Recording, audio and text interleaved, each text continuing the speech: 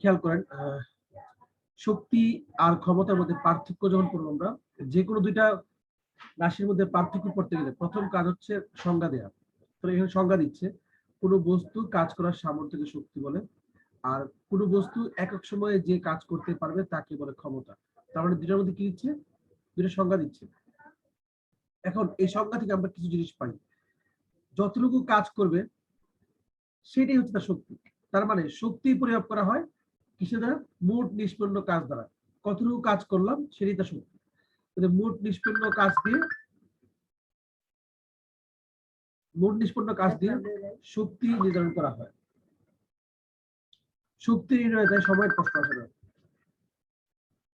শক্তি নির্ণয়ে তাই সময়ের প্রশ্ন আসে না। তার মানে আমরা কি করলাম, কতটুকু সময়ে কাজ করলো সেটা ব্যাপার না, কতটুকু কাজ করলো সেটা হচ্ছে শক্তি। তার মানে কাজ দিয়ে, মোট নিষ্পন্ন কাজ দিয়ে শক্তি নির্ধারণ করা হয়। ঠিক আছে। আর ক্ষমতা কিভাবে নির্ধারণ করা হয়, ক্ষমতা নির্ধারণে মোট কাজের কোনো প্রয়োজন নেই। ঠিক আছে, আমরা এতটুকু বুঝতে পারছি। ক্ষমতা নির্ধারণে মোট কাজের কোনো প্রয়োজন নাই। আর কিন্তু মোট কাজের প্রয়োজন নেই, কিন্তু কতটুকু সময় কতটুকু কাজ করলাম, মানে আমি সাপোজ 5,000 জুল কাজ করালো সেটা সমস্যা না, কত জুল কাজ করা হয়েছে সেটা সমস্যা না, আমি কত জুল কাজের সময় জানি। মনে করো 500 জুল কাজ করা হয়েছে 10 সেকেন্ডে, এই সময়টা আমার জানা। তাহলে জানা কাজের পরিমাণ, মানে জানা সময়ের মাধ্যমে জানা কাজের পরিমাণ, এই দুটো ভাগ করলে আমরা কি পাবো, ক্ষমতা পাবো। তাহলে ক্ষমতা নির্ণয়ে সময়ের প্রশ্ন আসে। আমরা চাইলে এখানে রাশিমালাটা দিতে পারি, ধরুন ক্ষমতা হচ্ছে P = W/T। তার মানে এখানে মোট কাজ জানা দরকার নাই, টি সময়ে কতটুকু কাজ করতে পারছি। দেখো খেয়াল করো, কেন বলছি মোট কাজের প্রয়োজন নেই, বলা নাই কাজের প্রয়োজন নেই, বলছে মোট কাজের জানার প্রয়োজন নেই। কারণ কি, আমি টি সময়ে কতটুকু কাজ করছি সেটা জানলেই হলো। এখন আমি হয়তো মোট কাজ করছি, যে একটু বললাম 5,000 জন, কিন্তু আমি টি সময়ে মানে 10 সেকেন্ড সময়ে কাজ করছি হচ্ছে 500 জন। তাহলে আমার কাজের পরিমাণ হচ্ছে 500 জন, আর ওই কাজ করতে সময় লাগছে 10 সেকেন্ড। মোট কত কাজ করছে সেটা জানা লাগবে না, এই দুটোর মাধ্যমে আমি ক্ষমতা জানতে পারবো। তাই বলা হচ্ছে কি, ক্ষমতা নির্ধারণে মোট কাজের কোনো প্রয়োজন নেই। নির্দিষ্ট পরিমাণ কাজ করতে যার সময় যত কম লাগবে তার ক্ষমতা তত বেশি। ক্ষমতা নির্ণয়ে তাই সময়ের প্রশ্ন আসে, আর কাজের শক্তি নির্ণয়ে সময়ের প্রশ্ন আসে না। আশা করি আমরা এইটুকু বুঝতে পারছি। আর প্রবলেম হলে সাথে সাথে প্রশ্ন করতে পারো। থার্ড, এটা হচ্ছে শক্তির বিভিন্ন রূপ আছে, এটা আমরা জানি। হ্যাঁ বলো। এখানে বলছে না যে শক্তি নির্ণয় তাই সময়ের প্রশ্ন আসে না, এর মানে হচ্ছে শক্তি নির্ণয়ের ক্ষেত্রে কাজই প্রধান, মানে হ্যাঁ, কতটুকু কাজ করলাম কতদিন লাগাই করলাম সেটা ব্যাপার না, ব্যাপার হচ্ছে আমি কতটুকু কাজ করলাম সেটা হচ্ছে শক্তি। কারণ শক্তি না থাকলে তো একটা কাজ করা যাবে না, অনেক কাজ আছে শক্তি না থাকলে করা যায় না। ঠিক আছে। আচ্ছা, কিন্তু ক্ষমতার ক্ষেত্রে কি হচ্ছে, অল্প যতটুকু কাজই করছে কত সময় করছে, সময়ের প্রশ্ন আসে। যদিও কাজ এবং শক্তির মধ্যে একটা মিলও আছে, আর পার্থক্যটা হচ্ছে কি, শক্তির ক্ষেত্রে যতটুকু কাজ করছি মোট নিষ্পন্ন কাজ সেটাই হচ্ছে শক্তি। কিন্তু ক্ষমতার ক্ষেত্রে হচ্ছে মোট কাজের প্রয়োজন নাই, আমার প্রয়োজন হচ্ছে কতটুকু সময় আমি কতটুকু কাজ করছি। ঠিক আছে, কতটুকু সময়ে আমি কতটুকু কাজ করছি। ঠিক আছে, একটু ওয়েট করে, তবে একটা জিনিস পাঠাই দিও। তারপর হচ্ছে শক্তির বিভিন্ন রূপ আছে, শক্তি এক রূপ থেকে অন্য রূপে রূপান্তরিত হয়। আমরা এই পর্যন্ত শক্তির 9টা রূপ পাইছি। তার মধ্যে আমরা সবচেয়ে বেশি কাজ করছি এই চ্যাপ্টারে, মানে এসএসসি এবং এইচএসসি লেভেলে সবচেয়ে বেশি কাজ করা হয় হচ্ছে যান্ত্রিক শক্তি নিয়ে। আসলে আমরা সব শক্তি নিয়ে কাজ করি, কিন্তু ডিরেক্টলি কাজ করি আমরা যান্ত্রিক শক্তি নিয়ে। ঠিক আছে, সব শক্তি নিয়ে কিভাবে কাজ করি, আমরা কিন্তু রাসায়নিক শক্তি নিয়েও কাজ করি। রসায়ন পড়ার সময় কিছু কিছু চ্যাপ্টার আছে যেখানে দেখবো যে একটা বিক্রিয়া করতে, যেমন হাইড্রোজেন আর নাইট্রোজেন বিক্রিয়া করছে, বিক্রিয়ার ফলে অ্যামোনিয়া উৎপন্ন হয়েছে। এই অ্যামোনিয়া উৎপন্ন হওয়ার পরে কত জুল শক্তির প্রয়োজন হয়েছে বা কত জুল শক্তি উৎপন্ন হয়েছে সেটা আমরা বের করি। তাহলে এই যে আমরা রাসায়নিক বিক্রিয়া ঘটাইলাম, রাসায়নিক বিক্রিয়ার মধ্যে যে শক্তি ছিল তার নাম হচ্ছে কি, রাসায়নিক শক্তি। সেইটাও কি পরিমাণ হয়েছে আমরা কিন্তু বের করছি। বাট ডিরেক্টলি আমরা কাজ করি কি নিয়ে, মানে বের করার প্রসিডিউরটা জানি আমরা কি, যান্ত্রিক শক্তি, মানে বিভব শক্তি প্লাস গতি শক্তি। তারপর হচ্ছে আমরা যখন সামনে এই ফিজিক্সের অধ্যায় 10-11 পড়বো, সেখানে আমরা বিদ্যুৎ শক্তি নিয়ে কাজ করবো। ঠিক আছে, বাট এই চ্যাপ্টারটাতে মূলত কাজ করা হয়েছে যান্ত্রিক শক্তি নিয়ে। ঠিক আছে, ক্ষমতার কোনো প্রকারভেদ নেই, তাই রূপান্তরের প্রশ্ন আসে না। প্রকারভেদই নেই, তাহলে রূপান্তর হবে কি? রূপান্তর মানে কি? এক প্রকার থেকে অন্য প্রকারে যায়, কিন্তু এটা রূপান্তরের প্রশ্ন আসে না। তারপর হচ্ছে 4, শক্তির মাত্রা। শক্তির মাত্রা কি? শক্তির মাত্রা হচ্ছে আমরা জানি mL² T ইনভার্স। সোজা কথা, কাজের মাত্রা আর শক্তির মাত্রা হচ্ছে সেম। আর ক্ষমতার মাত্রা কি হবে? যা আছে এখানে তাই হবে, সাথে একটা কি হবে? একটা টি এর পাওয়ার বেড়ে যাবে। কারণ কি? ক্ষমতা মানে হচ্ছে P = W/T। এই W এর মাত্রা আর শক্তির মাত্রা সেম, mL² T ইনভার্স 2। তাকে যদি আমি টি দিয়ে ভাগ করি আরেকটা সময়ের মাত্রা টি, তাহলে ভাগ করলে আসবে mL² T ইনভার্স 3। আমরা কি এতটুকু বুঝতে পারছি? নেক্সট, শক্তির একক হচ্ছে জুল, কাজের ক্ষমতার একক হচ্ছে ওয়াট। এই 5টা পার্থক্য প্রয়োজনে আমরা মানে কি বলতে পারি, আমরা এখানে রাশিমালা সহ আরেকটা দিয়ে দিব। ঠিক আছে, এই 5টা হচ্ছে বেসিক পার্থক্য, সাথে তুমি আরো অ্যাড করতে পারো। অ্যাড না করলেও অ্যাটলিস্ট এই পার্থক্যগুলো পারলে পরীক্ষায় ভালো নাম্বার আশা করা যায়। কারণ এইটা খতে আসে, প্রায় খতে আসলে 5টাই দিয়ে দিবা। কারণ অনেকে বলে যে 2 নাম্বারের জন্য আমি 5টা দেবো, 2টা দিব না, তুমি 5টাই দিবা, কারণ এগুলো তো বেশি বড় না পার্থক্যগুলো। তো এই 2 নাম্বারটা একটু কথা বেশি, আর বাকি পার্থক্যগুলো খুব ছোট আর সব জানা। 5টা দিলে তোমার আর 2 দেওয়া মানে বলো 2 মার্কের 2 মার্কের জন্য পুরোটা দিবা। তো 2 মার্কের কোশ্চেন আসলেও কি 5টা দিতে হবে? 5টা দিবা। 3 মার্কসের আসলে এই 5টা দিবাই, সাথে প্রয়োজনে আর অ্যাড করে দিবা কিছু। ঠিক আছে, তবে এই 5টাই যথেষ্ট। তারপরেও যদি তুমি অ্যাড করতে পারো করলা, না করলে নাই, এর অ্যাটলিস্ট এটুকু লাগবে। এবার আমরা যাব হচ্ছে ক্ষমতা তো পড়লাম, আমাদের আরেকটা টপিক বাকি আছে, সেটা হচ্ছে কি, এই যেখানে দেখাচ্ছে, এইটা অবশ্যই পুরাতন বই, এখানে একটা জিনিস দেখাচ্ছে জলবিদ্যুৎ কিভাবে উৎপন্ন করা হয়।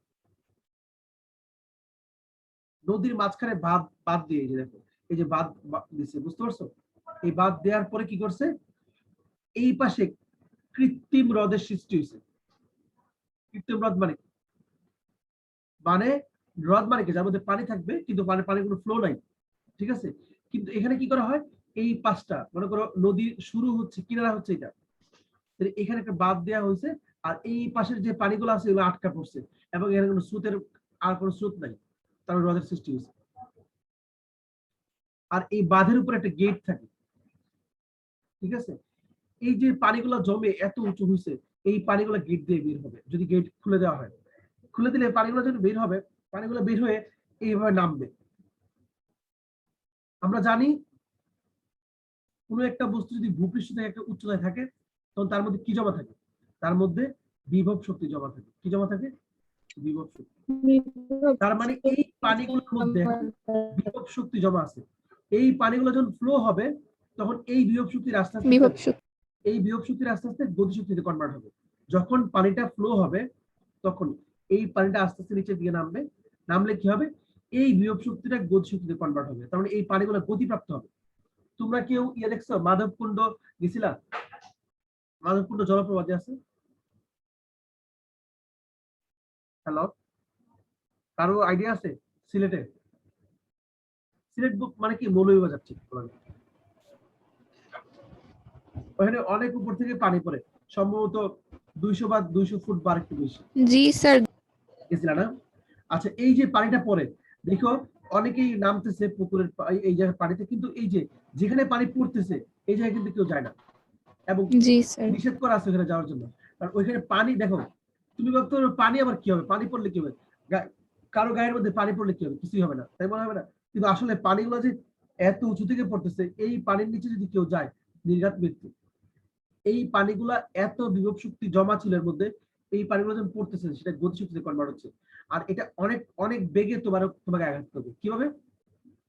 যেহেতু উচ্চতা বেশি, আমরা সূত্র পড়ছি v² = u² + 2gh। পরন্ত বস্তু, পানি এখানে পরন্ত বস্তু, তাহলে যত হাইট যত বেশি হবে, তত বেশি হবে কি বেগ। তো অনেক বেশি বেগে যখন পানি আঘাত করবে, তখন কিন্তু পানি ঠিকই পানি দিয়ে লাগবে, ব্যথা লাগবে, মানে অনেক বেশি ব্যথাই লাগবে। ঠিক আছে, তোমরা কি কেউ ছোটবেলায় গ্রামে খেলছো পানি দিয়ে পানি ছিটাছিটি? মনে হয় না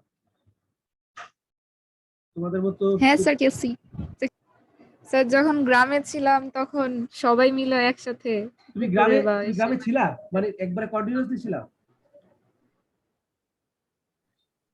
আচ্ছা দেখো, আমরা ছোটবেলায় অনেক খেলছি। হ্যাঁ আমি খেলার গ্রামে সময় তো ছিলাম ধরো বেশিরভাগ, এই ডিস্টেন্সে তারপর আমরা শহর দুজন দাঁড়ায় আছি, সাপোজ এখান থেকে এইটুকু মানে প্রায় 3 মিটার বা 4 মিটার ডিস্টেন্সে দাঁড়ায় আছি, দাঁড়ায় আমরা পানি ছিটাছিটি খেলতাম এবং কে কারে হারাইতে পারে, ঠিক আছে, আমার জায়গা থেকে বেশি পানি ছিটা যদি অনেক স্পিডে দেওয়া যায় তাহলে ব্যথাও লাগতো, হালকা হালকা ব্যথা লাগতো, অত বেশি না। কিন্তু এখানে তো মাত্র 3 মিটার, আর ওখানে উপর থেকে পরে 200 মিটার উপর থেকে বা এরকম কিছু, বা 200 ফুট, 200 ফুট হলে অনেক বেশি হবে।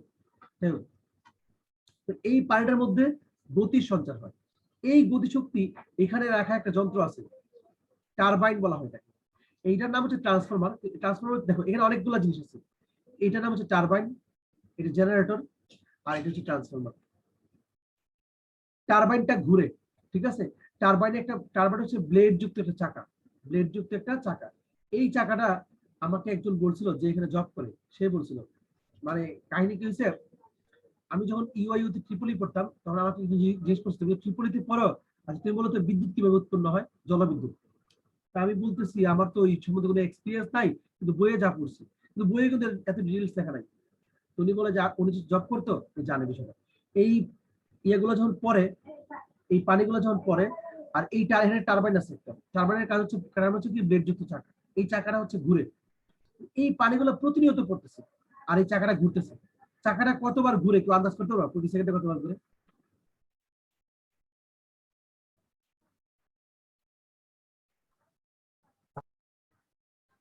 প্রতি সেকেন্ডে চাকাটা কতবার ঘুরে তুমি আন্দাজ করতে পারবা?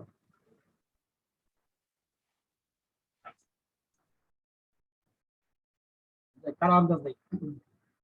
একটা ফ্যান প্রতি সেকেন্ডে কতবার ঘুরে কেউ বলতে পারবা? ফ্যানের যে পাখাগুলো কতবার ঘুরে? ফ্যানের পাখায় কিন্তু 10, 12, 20 আরো স্যার বেশি 100 বার। 100 স্যার বার। অনেক ভারিত করে একটা ফ্যান। একটা ফ্যান না, 1 সেকেন্ডে 10, 12, 20, 25 হইতে পারে, এটা ফ্যানের স্পিডের উপর নির্ভর করে। কিন্তু এই চাকাটা মাত্র 10,000 বার ঘুরে প্রতি সেকেন্ডে। অবিশ্বাস্য মনে হচ্ছে না? কিভাবে পসিবল? হ্যাঁ স্যার, প্রতি সেকেন্ডে 10,000 10,000 বার ঘুরে। বার ধারণা করা হয় তো যদি অনেক স্পিডে ঘুরে। অনেক স্পিডে, ধারণা করা হয় যদি একটা গরুকে এখান থেকে ফেলে দেওয়া হতো, এই যে কৃত্রিম নদের উপর থেকে, যে এখান থেকে যদি গেট থেকে ফেলে দেওয়া হতো এই টারবাইনের উপরে, তাহলে এই গরুটা মোটামুটি 2 সেকেন্ডে কিমা হয়ে যেত। মানে বুঝতে পারছো তো, একবারে মাংস ছড়াই দিতে এরকম অবস্থা। এটা এত বেশি বার ঘুরে, এত বেশি বার যখন ঘুরে, এই পানিগুলাকে সে কি করে কর্তন করে, মানে পানিগুলাকে সে প্রায় কারো কারোর মধ্যে মানে সর্বনিম্ন যেটা হয় সেটা হচ্ছে 5,000 বার, 5,000 থেকে 10,000 বার এই টারবাইনটা ঘুরে প্রতি সেকেন্ডে। তাই যদি হয় এই পানিগুলাকে সে 5,000 বার কর্তন করে, এই পানিগুলো যদি 5,000 বার কর্তন করে, এই পানিগুলোর মধ্যে যে পানি থেকে থাকে H2, পানি মানে কি, এই পানিগুলো আয়নিত হয়ে যায়, বা বলতে পারি চার্জিত, মানে এত বেশি চার্জ এটার মধ্যে ভোল্টেজ সৃষ্টি হয়। এই ভোল্টেজটা ট্রান্সফরমার দিয়ে, এই ট্রান্সফরমার দিয়ে বিদ্যুৎ মানে এটাকে বিদ্যুতে রূপান্তরিত করা হয়। এখানে একটা জেনারেটর থাকে। ট্রান্সফরমারের কাজ আছে, ট্রান্সফরমারের কাজ কি আমি বলি, জেনারেটরের কাজ হচ্ছে বিদ্যুতে রূপান্তর করা। এই পানির থেকে যে ইয়া পাচ্ছি, চার্জ পাচ্ছি, এই চার্জটাকে বিদ্যুতে পরিণত করা, এটা হচ্ছে কার কাজ? জেনারেটরের কাজ। আর ট্রান্সফরমারের কাজ কি তাহলে? ট্রান্সফরমারের কাজ হচ্ছে এইখানে যে বিদ্যুৎ উৎপন্ন হয় এটা হাই ভোল্টেজের বিদ্যুৎ, প্রায় 10,000 ভোল্ট হইতে পারে। এটা কি ভোল্টেজটাকে কমায় ফেলে আর কারেন্টটাকে বাড়ায় ক্ষেত্র বিশেষে, সে আবার ভোল্টেজকেও বাড়ায় কারেন্টকেও কমায়। মানে ট্রান্সফরমার হচ্ছে চেঞ্জ করে, ভোল্টেজ এবং কারেন্টের মধ্যে রূপান্তর করে যখন যেখানে যেমন দরকার, ঠিক আছে, ভোল্টেজ এবং কারেন্টের মধ্যে রূপান্তর করে। এইভাবে করে করে তার দিয়ে পাঠানো হয়। তার দিয়ে পাঠানোর সময় ভোল্টেজ বাড়ায় পাঠায় কিন্তু কারেন্টের মান কমায় পাঠায়, কেন জানো? তার দিয়ে যখন তড়িৎ প্রবাহিত হয় তখন ওই তার কিন্তু উত্তপ্ত হয়। তুমি এটা বাসায় পরীক্ষা করতে হবে, একটা ব্যাটারি নিয়ে ব্যাটারির 2 মাথায় একটা তার জুড়ে দাও, দেখবে এই তারটা কিছুক্ষণ পর গরম হয়ে গেছে। তার মানে বেশি বিদ্যুৎ ফ্লো হলে তারটা বেশি গরম হবে। তাই যেটা করা হয় ভোল্টেজটাকে বাড়ায়া কারেন্টের মান কমায় দেওয়া হয়, এতে কারেন্টটা মানে স্লো যাবে মানে কারেন্ট অল্প অল্প করে যাচ্ছে কিন্তু কারেন্টটা নষ্ট হচ্ছে কম, অপচয় কম হচ্ছে। মনে করো 100 এম্পিয়ার কারেন্ট পাঠালে ওই পাস হচ্ছে কোথায়, মনে করো বিভিন্ন উপকেন্দ্রে যাচ্ছে, বা আমরা যে বাসা বাড়িতে পাচ্ছি 80 থেকে 90 এম্পিয়ার আমরা কাজে লাগাইতে পারতেছি। কিন্তু যদি মানে কারেন্ট বাড়ায় পাঠানো হতো তাহলে ওই কারেন্টটা কি হতো জানো, তার দিয়ে আসার সময় তারকে উত্তপ্ত করতো। উত্তপ্ত করার ফলে কি হতো, ওই তারের মধ্যে তার উত্তপ্ত হওয়া মানে কি, তড়িৎ শক্তি তাপ শক্তিতে রূপান্তরিত হতো, তাহলে অনেক বেশি কারেন্ট অপচয় হতো। এই অপচয় রোধ করার জন্য ভোল্টেজ বাড়ায়া কারেন্টকে কমানো হয়। এটার জন্য কাজ করা হচ্ছে ট্রান্সফরমার। আমরা প্রত্যেকটা বিষয় দেখবো, এইটা এবং এই জেনারেটর, এই দুটোর সম্বন্ধে চ্যাপ্টার 12 অনেক ভালোভাবে দেওয়া আছে, আমরা আরো ক্লিয়ার ভাবে জানতে পারবো। তাহলে মোটামুটি ভাবে বুঝতে পারছি, এটা অত বেশি ডিটেলস না বুঝলে চলবে, যদি সম্ভব হয় রিডিং করবা। তোমাদের কাছে কি পুরাতন বই আছে? এই পুরাতন বই অবশ্য না থাকার কথা। স্যার এটা কত সালের বই? আমার সামনে এটা আমি দিতে পারি, তোমাদের হোয়াটসঅ্যাপে পিডিএফ দিতে পারি, কারণ ইয়ে দেওয়া যাবে না, মেসেঞ্জারে পিডিএফ যায় না, এত বড় পিডিএফ। ঠিক আছে, তো মেসেঞ্জারে লিংক দিয়ে দিয়েন হোয়াটসঅ্যাপে। তাহলে একটু খেয়াল করেন। আশা করি এটা বুঝতে পারছেন, এটা না বুঝতে পারছেন। এখানে আমরা কর্মদক্ষতা, কর্মদক্ষতা জিনিসটা কি, এই যে এতক্ষণ আমি তোমাদের পড়াইলাম, এখন যদি আমি কারো জিজ্ঞেস করি যে নেহা অথবা নেহারে জিজ্ঞেস করলাম, নেহা বলো তো তুমি আমি কি কি পড়াইছি, নেহা দেখা যাবে যা পড়াইছি তার 10% বলতে পারবে অথবা 15%। ঠিক আছে, সোজা কথা, মনে করো আমি 10টা কোশ্চেন পড়াইছি অথবা আমি 5টা পার্থক্য পড়াইছি শক্তি এবং ক্ষমতা। কেউ বলতে পারবে 2টা, কেউ বলতে পারবে 3টা, কেউ বলতে পারবে 4টা, আবার কেউ বলতে পারবে 5টা। যে 5টা পার্থক্যের মধ্যে 5টাই বলতে পারলো, তার কর্মদক্ষতা হচ্ছে 100%। যে 2টা বলতো তার কর্মদক্ষতা অনেক কম, কত পার্সেন্ট সেটা বের করা যাবে। আচ্ছা, তার মানে এই বের হয়ে গেলাম, আমার বের করে দিছিল কে যেন, নেহা মনে বের করেছিল না, নেহারে বদনাম করছিলাম এই কারণে। আচ্ছা, আমি যেটা বলতেছিলাম, 5টা কোশ্চেন আমি পড়াইছি, এটা হচ্ছে আমার ইনপুট। এটা কি বলতো আমার ইনপুট, আমি তোমাদেরকে ইনপুট দিলাম 5টা প্রশ্ন, এবার পড়া ধরলাম। একজন 5টা বলতে পারলো, একজন 4টা বলতে পারলো, একজন 3টা বলতে পারলো, একজন 2টা বলতে পারলো। যে 5টাই বলতে পারছো তার ইনপুট আর আউটপুট সমান, তার মানে তার কর্মদক্ষতা হচ্ছে 100%, তার কাজের দক্ষতা বা তার এই যে কাজটা করলো সে তার দক্ষতা হচ্ছে কত, 100%। ইনপুট যা আউটপুট তা। আচ্ছা, ইনপুট হচ্ছে যা দেয়া হয় আর আউটপুট হচ্ছে যা পাওয়া যায়। তার মানে ইনপুট হচ্ছে কি, যা দেয়া হয় প্রদত্ত, আর আউটপুট হচ্ছে যা পাওয়া যায়। কেউ যদি 4টা কোশ্চেন অ্যান্সার দিতে পারে, তুমি নরমালি কি বলতে পারো, 5-এ 4 পাইলে সে কত পার্সেন্ট পেলো নাম্বার, 80%। তার মানে কর্মদক্ষতা হচ্ছে 80%। 3টা পারলো তার 60%, আর যে 2টা পারলো তার হচ্ছে 40%। আশা করি এইটুকু বুঝতে পারছো। তার মানে লব্ধ কোনটা, আউটপুট, যেটা কাউকে দেওয়ার মাধ্যমে পাওয়া যায়, আর যেটা কাউকে দেওয়া হয় সেটা হচ্ছে প্রদত্ত। ঠিক আছে, তাহলে সবসময় মাথায় রাখতে হবে সূত্রটা কি হবে কর্মদক্ষতার, আউটপুট ডিভাইডেড বাই ইনপুট। এটা কিভাবে বলা যায়, যা পাইলাম ভাগ যা দিলাম ইনটু 100%। এটাই হচ্ছে কর্মদক্ষতার সূত্র। এবং পৃথিবীতে এরকম অনেক সূত্র আছে, কর্মদক্ষতা প্লাস এই টাইপের যত সূত্র আছে সবগুলো এরকমই, output divide by input into 100%। Chapter 6 আমরা এমন কিছু সূত্র করবো কেমিস্ট্রিতে, সেটাও অনেকটা এরকমই। তাহলে এখন দেখো আমরা একটু পরিটা পড়লে আর একটু বুঝবো।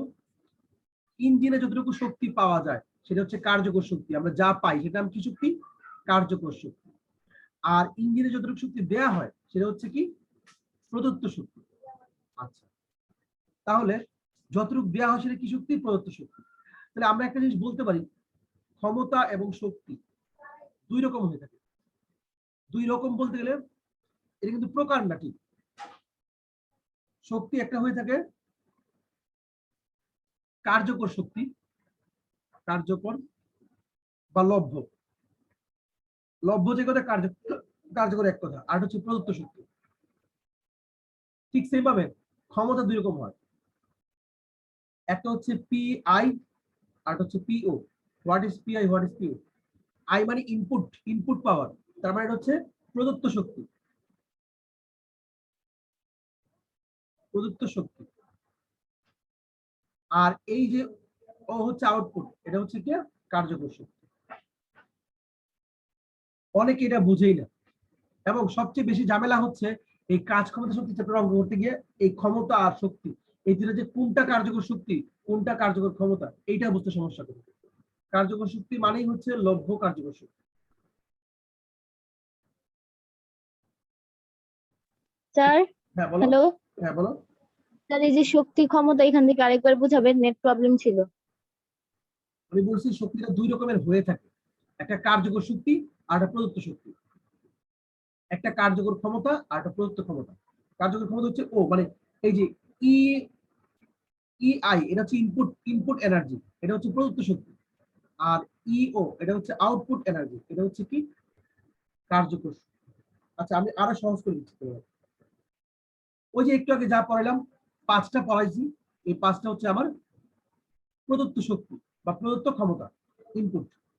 কিন্তু তোমার কাছে আমি আউটপুট পেলাম 4টা, এটা হচ্ছে লভ্য কার্যকর শক্তি বা লভ্য কার্যকর ক্ষমতা। এবার কি বুঝতে পারছো? এটা সবচেয়ে ভালো বোঝা যায় কিভাবে, দেখো এই কর্মদক্ষতা নির্ভর করে যত সময় যাবে তত কর্মদক্ষতা কমতে থাকবে। যেমন ধরো কেউ নতুন একটা ইঞ্জিন কিনে আনছে 12 এইচপি, 12 হার্স পাওয়ারের, আরেকজন কিনে আনছে, দুজনেই আরেকজন আগে থেকে আছে। মনে করো এই ইঞ্জিনটা কিনা হয়েছে 2021 সালে, আর এই ইঞ্জিনটা কিনা হয়েছে 2017 সালে। এখন এই দুইটা নৌকার মধ্যে দুইটা ইঞ্জিন আছে, আর আমরা করলাম কি, আমরা নৌকা ভ্রমণ করবো। আমরা কোচিং এর যারা আছি তারা হচ্ছে দুইটা গ্রুপের নৌকা ভ্রমণ করবো। এখন এক গ্রুপ হচ্ছে এই নৌকার মধ্যে উঠছে যে নৌকার ইঞ্জিন নতুন, আরেক গ্রুপ হচ্ছে এই 12 এইচপি 2017 সালের যে ইঞ্জিন কিনা হচ্ছে সেই নৌকাতে উঠছে। এখন দুইটা ইঞ্জিনের মধ্যেই কি করা হইলো, 5 লিটার করে তেল ঢালা হইলো। কত লিটার? 5 লিটার। এটা তো 5 লিটার। এখন দেখো 5 লিটার ঢালা ঢালা হচ্ছে, কারণ আছে। কারণটা হচ্ছে 4 লিটার তেলেই হচ্ছে আমরা পৌঁছাতে পারবো। মনে করো বসিলা থেকে আমরা বাবুবাজার যাব অথবা মাওয়াঘাট যাবো, যে কোনো একটা জায়গায়, মনে করো মাওয়াঘাট যাবো, আমরা 4 লিটার তেলে পৌঁছাতে পারি। কিন্তু ইচ্ছা করে 1 লিটার বেশি নেওয়া হচ্ছে এই কারণে, যদি কোনো কারণে কোনো প্রবলেম হয়। আচ্ছা এখন এই যে 4 লিটার তেল দেওয়া হয়েছে দুটোতেই, এই যে প্রথম ইঞ্জিনটা যেটা 2021 সালে কিনা, এটা দিয়ে আমি মাওয়াঘাটে পৌঁছাইছি 30 মিনিটে, আর এটা দিয়ে মাওয়াঘাটে পৌঁছাইছি হচ্ছে 38 মিনিট। এবং হিসাব করে দেখা গেল এই 30 মিনিটে কতটুকু কাজ করছে ইঞ্জিনটা, যতটুকু কাজ করছে দেখো এই ও কিন্তু 38 মিনিটে অতটুকু কাজই করছে, কিন্তু কাজ কিন্তু সমান হইলো, ক্ষমতা সমান না। ক্ষমতা সমান না কেন? দেখো কারণ ওর সময় বেশি লাগছে, ওর ক্ষমতা কম, ওর সময় কম লাগছে, ওর ক্ষমতা বেশি। এখন ধরো 4 লিটার তেলের মধ্যে তোমার জমা আছে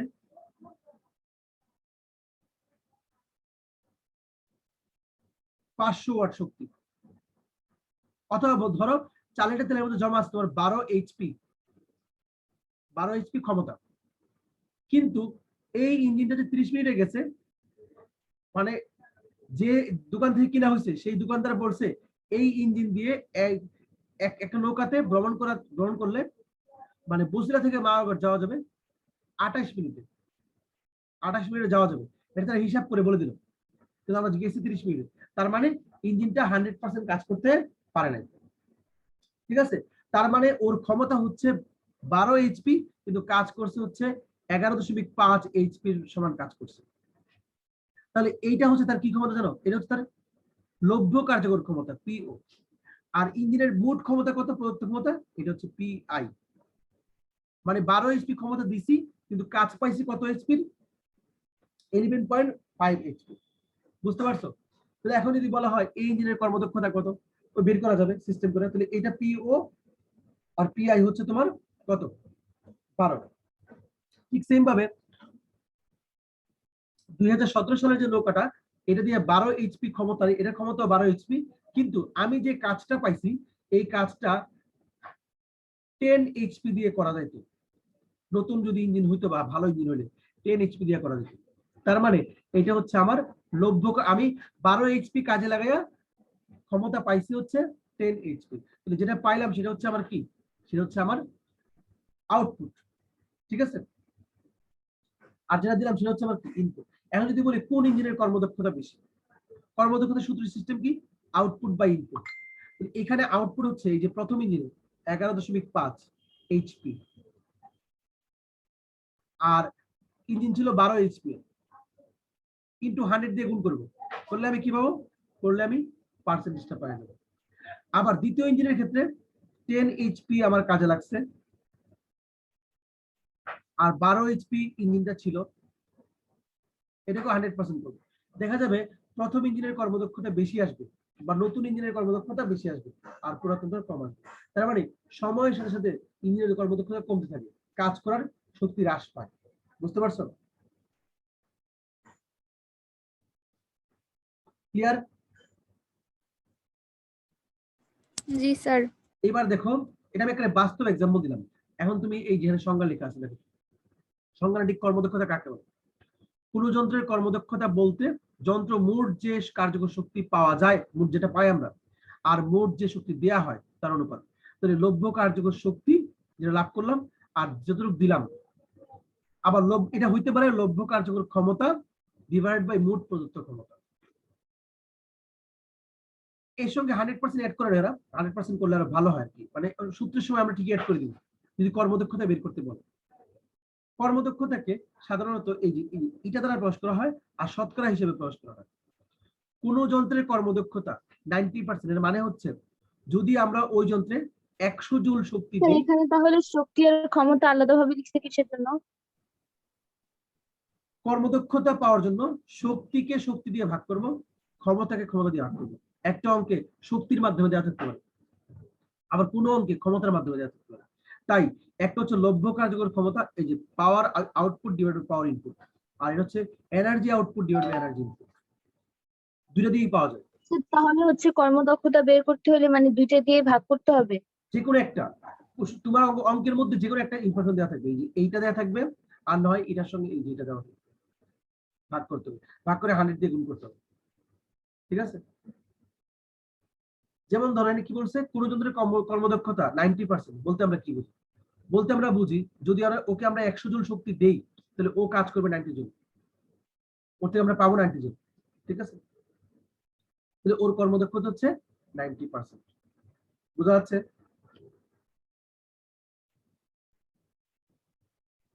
এই এক্সাম্পলটা দেখলে আমরা ক্লিয়ার হয়ে যাবে।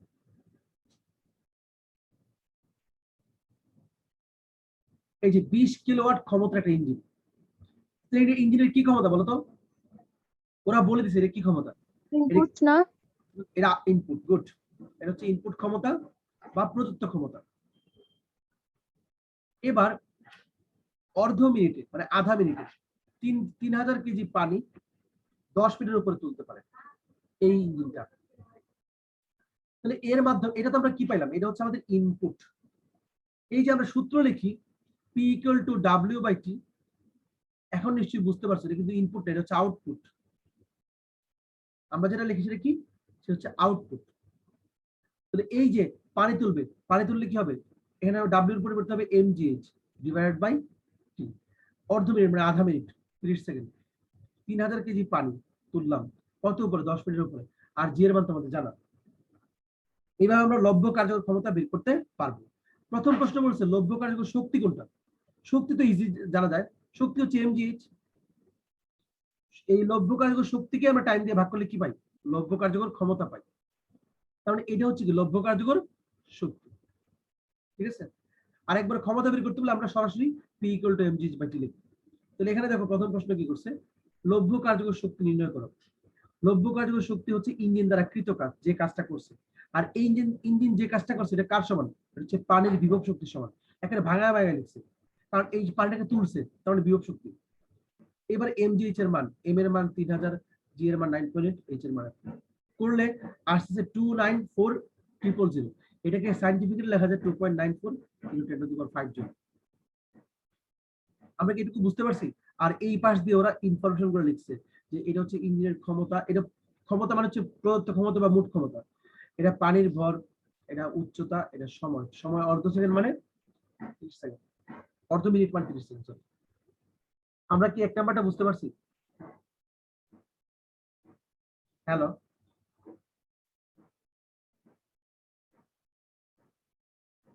এআরপি তুমি ক্লিয়ার এটা? জি স্যার। বাকিরা তুয়া তোমার ঘুম জি ভাঙছে, স্যার।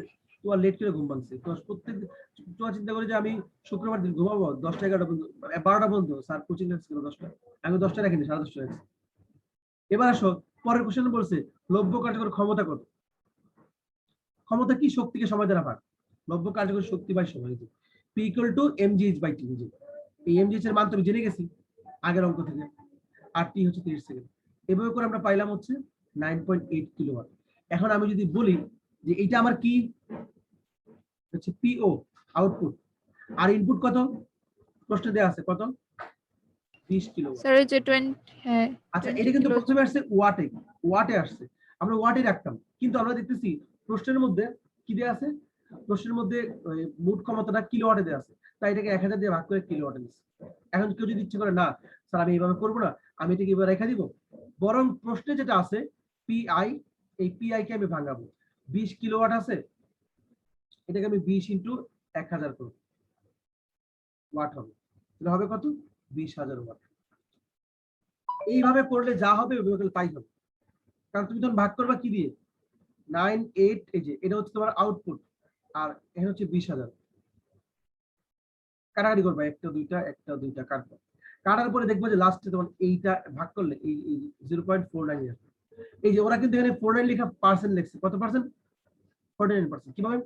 এই কারণে আমি বলি তুমি সূত্রের মধ্যে কি করবে, একটা 100% গুণ করে দিবা, সূত্রের মধ্যে একটা 100% গুণ করে দিবা, তাহলে 0.49 ইন্টু 100 মানে হচ্ছে 49%। বুঝা যাচ্ছে?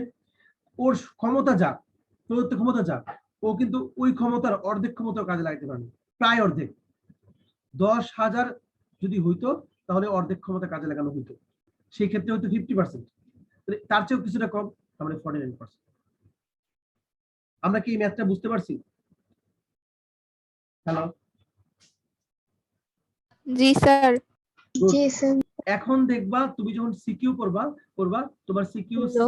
7, হ্যাঁ বলো, 70 থেকে 80% পারবা স্যার তুমি। হচ্ছে লব্ধ কার্যকর শক্তি ভাগ হচ্ছে মোট প্রদত্ত শক্তি, এটা দিয়ে একটা ম্যাথ দেখাবেন? এখানে তো মোট প্রদত্ত শক্তি দেয়া নাই, দেয়া থাকলে দেখাতে পারতাম, ওই যে লব্য কার্যকর তো বের করছি একটু আগে। আর যদি মোট প্রদত্ত দেয়া স্যার থাকতো, আর কি এই ক্ষেত্রে